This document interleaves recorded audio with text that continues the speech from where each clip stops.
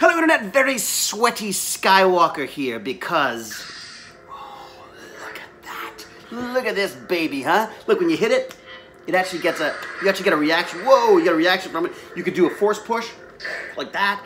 You can adjust the volume by just, it is unbelievable. Check this baby out. Whoa, listen to the roaring sound of the Sabre. So, slightly distracting. So I've done a burn and learn. And a burn and learn, for those of you who don't know, is my bit to stay alive and fit long enough to raise my amazing son and to enjoy the twilight years with my brilliant, beautiful wife, Jane. I hate exercise. It's boring. So I like to learn something while I'm doing it, and I like to share what I've learned with you in the sweatiest way possible, which is thus. So the lightsabers, just going back to them for a second, it was lying around, so I had to grab it. God, the most gorgeous of Christmas presents from Red Giant, from Aaron and Chad and all those guys. I've said it before, but I just needed to show it off because these things are just beautiful. I mean, it's hard to distinguish them from the truth. They don't burn. But when you hit them, you get reactions, you've got sounds, you've got adjustable. You can literally adjust the different colors and stuff. So if I do this, it'll tell you. Unbelievable. It's just ridiculous. Okay, so let's put that away again. Sorry, as always, a little bit distracted by my toys.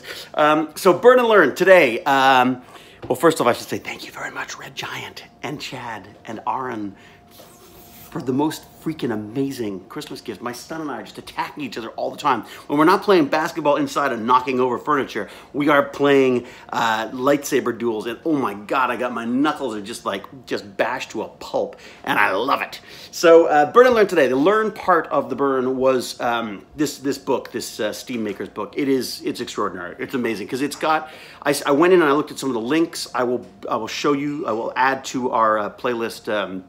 Or to the description, the YouTube video that they showed me, which really spoke to every single one of my insecurities about the educational system. Just how we're teaching kids to take tests, not how to learn, and we need to change schools, not quote unquote improve them, which just means getting better scores on these tests. And there's this fantastic story that he starts with. He talks about coming home and hearing his daughter playing Journey, just a small town girl on the piano, and better than that, and him just going, wow, like I'd heard her sort of going dun dun dun dun dun dun dun in her piano lessons, but I hadn't, just had no idea. Thought maybe it was a friend over. Goes in, sure enough, there's his daughter, and she's taught herself how to play based on a YouTube video. And so the next time he sees his piano teacher, he says, oh my God, how about that Journey? And she's like, Journey, what are you talking about? And she goes, that song that my daughter is playing from Journey, it's amazing. And she goes, no. She's not at a stage where she can play Journey yet.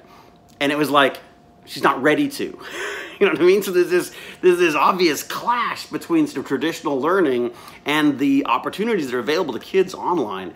And it got me thinking. I started thinking about, wait a second, if my son wants to be on Instagram, what if I just pepper his feed with certain Instagrammers that are doing maker projects or are building lightsabers, or just things that might sort of tickle him into getting interested, because he's completely motivated by what he sees on Instagram and YouTube, and trying to keep tabs on it is very difficult. So maybe I can start getting a little of my own news amongst the fake news. So just a thought, very conniving thought. Or maybe I could be a better parent and just sit down with him and say, hey, can you follow these if you're going to be doing Instagram?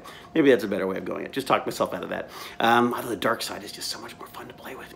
Anyways, so this book, you got to check it out. It is great. It's very, very much worth the money. It's a little more expensive than other Kindle books, but I've been just like sucking it up. What did I end up doing? I ended up doing like 46 minutes today on 5, and I only plan on doing like half an hour, and it was just because I was sucked into this book. So definitely thumbs up from me so far, and I will put in the links to this talk because it was just so, I don't know. I mean, this guy was talking in like 2011, so I'm like 7 years out of touch. But the idea that this guy was having the same issues that I was, and he's in education. So just extraordinary. It's got a bunch of suggestions, not even suggestions. It's definitely got a few sort of like ideas for sort of itinerary and stuff, and questions you could be asking yourself and the kids. But also it just has just stories about what certain schools have done. There's this fantastic one that's built the bridge of some dreamscape spaceship where you can go in and do missions, and you know, whether they're about biology or space travel or robotics or whatever, and you'll have to work together to make this thing. I mean, it sounds incredibly in depth, but